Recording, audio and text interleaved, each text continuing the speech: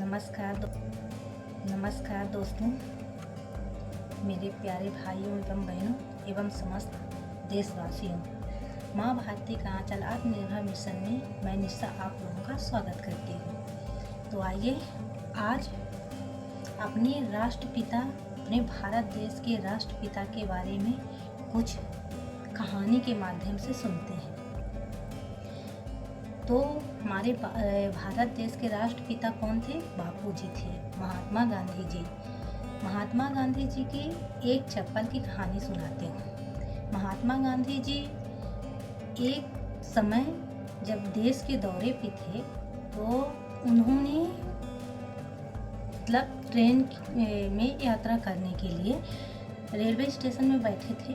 तो जैसे ही ट्रेन आई तो जैसे वो चढ़ने लगे उनकी चप्पल पैर की गिर गई। जब उनकी चप्पल एक पैर की गिर गई तो वो अगर उठाते अपनी चप्पल तो दूसरी चप्पल भी गिर जाती या कि खुद गिर जाते। इसलिए उन्होंने अपनी वो चप्पल नहीं उठाई और दूसरी चप्पल भी बिना समय गवाए फेंक दिए। दूसरी चप्पल अपनी बिना समय गवाए फेंक दी। तभी एक व्यक्ति गांधी जी के बगल में जो बैठे थे वो पूछे कि बापू, आपने दूसरी चप्पल भी क्यों फेंक दी? अगर वो आपके पास होती तो आपके किसी काम में आती। तो गांधी जी मुस्कुराए और बोले कि बेटा, एक चप्पल तो मेरी गिर गई, उसको मैं भाई पा नहीं सकता, उसको लेना मुमकिन नहीं था, तो मैं अपनी दूसरी चप्पल भी गिरा दिया। क्यों? क्योंकि अगर ये कोई गरीब व्यक्ति इसको उठाएगा, लेगा, तो उसके काम आएगी, वो अपने पैरों को ढांक तो सकेगा। ये चप्पल कोई बड़ा आदमी तो लेगा नहीं, जो ज़रूरतमंद है वही लेगा। अगर एक चप्पल उसको मिल भी जाती और एक चप्पल मेरे पास रहती, ये बापूजी का सवाल है, तो ये ना तो मेरे काम की रहती और ना ही उसके काम की होती, ये किसी की ना रहती। इसीलिए मैंने उसको तुरंत फेंक दिया कि जो भी व्यक्ति उठाएगा तो दोनों चप्पल उसको मिलेगी, वो दोनों का यूज कर सकेगा। मेरी तरफ से तो गई ही, कम से कम जिसको मिले तो दोनों तो मिले। तो ये थी गांधी जी की कहानी।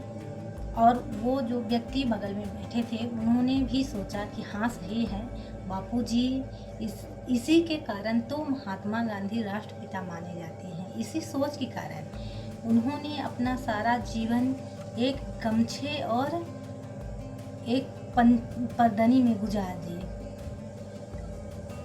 वो अपने हाथ से चरखा चलाते और अपना खुद का सूत काटते और वस्त्र अपने हाथ से बनाते थे। तो बताइए, स्वदेशी उनसे अच्छा कौन बता सकता है कि स्वदेशी अपनाओ और देश बचाओ। राजीव दीक्षित भी इसी के चलते जाने जाते थे कि स्वदेशी अपनाओ और अपना देश बचाओ। ऐसे महान व्यक्ति जो थे जिन्होंने अपने देश को इतनी अच्छी सीख दे दिए हैं, उनके सीख पर कोई नहीं चलता है। अगर कोई चले तो अपने देश को जरूर आत्मनिर्भर बना ले। और आप ना देश आत्मनिर्भर बन जाए तो कोई मिट्टी के घड़े का पानी नहीं पीना चाहता, हर कोई फ्रिज चाहिए। देसी अपनाने से अपने देश का माल बिकेगा, अपने देश की संपत्ति अपने देश में ही रहेगी। दूसरे देश की संपत्ति, अपने देश की संपत्ति दूसरे देश में जा रही है, तो क्या ये गलत नहीं है? ऐसी सोच रखिए कि मैं भी खाऊं और सामने वाला भी खाए, ये नहीं कि मैं तो खाऊं और सामने वाला बिल्कुल ना खाए। तो ऐसी सोच मत रखिए। इसी में अपने देश की भलाई है और तरक्की है। और अपने देश को एकता के सूत्र में इसीलिए पिरोया गया है और इसीलिए कहते हैं कि हिंद देश के निवासी सभी जन एक हैं, रूप रंग वेश भाषा चाहे अनेक, फिर भी हम सब एक हैं।